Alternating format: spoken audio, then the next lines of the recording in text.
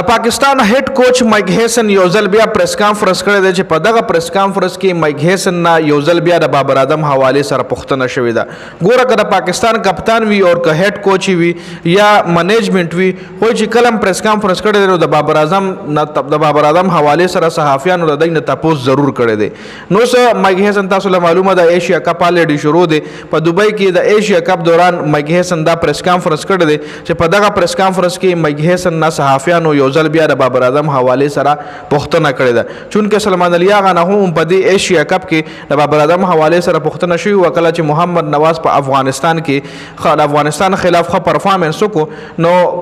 کله بیا سلمان علي اغا پریس کانفرنس ته راغو نو صحافیانو ته دا پوښتنه وکړه او صحافي ته دا سوال وکړو چې بابر اعظم ویلو چې محمد نواز زما میچ وینر کلاړي دی نو دې حواله سره ستا سره آی ده. نو سلمان علي اغا ورله جواب ورکړو چې بابر اعظم ویلي دي چې محمد نواز میچ وینر کلاړي دی نو بابر اعظم خو ویلي ټیک خبره کړې ده. محمد نواز واقعي یو میچ وینر کلاړي دی یو ښه کلاړي دی او محمد نواز همیشه و خیر نه خو اوس خو فارم کړي او د افغانستان خلاف په درې وړو میچونو کې محمد نواز ښه پرفارمنس کړي. خیر په محمد نواز باندې په دې ویډیو کې خبره نه کوو زموږ چې کوم د ویډیو ټاپک ته هغه بابر اعظم حواله سره دی چې د پاکستان هډ کوچ مایک هیسن نه یو ځل بیا د بابر اعظم حواله سره پوښتنه شوه د بابر اعظم د شمولیت حواله سره ته پوښتنه شوه نو دا ځل د مایک هیسن چې کوم دی د کلیر خبره کلیر سټانس یو کوچ د پکاري چې کلیر خبره کوي مطلب هغه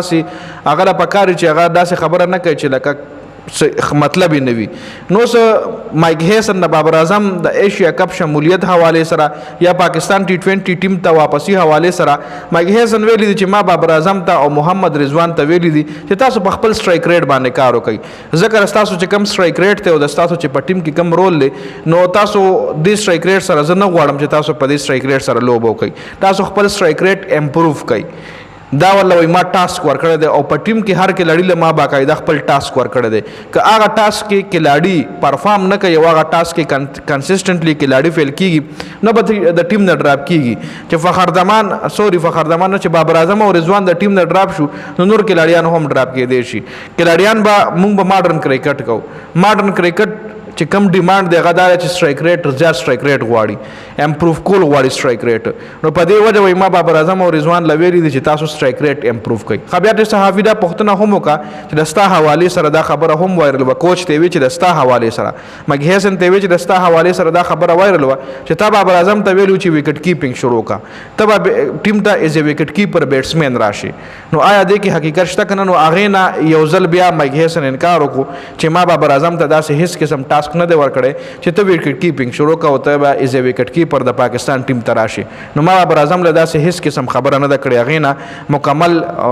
مایک هیسن منکر شو جي چونکې ډېر چې کم سپورټس جرنلسټ وایي چې نه د ویلي دي بابر اعظم ته بابر اعظم باقاعده د وکټ کیپینګ پریکټس هم شروع کړی. خیر دا مایک هیسن پریس کانفرنس حواله سره ویډیو وه دې کې د ستاسو څه خیال دی خپله رایه موږ سره په کمنټ کې ضرور شریک کړئ.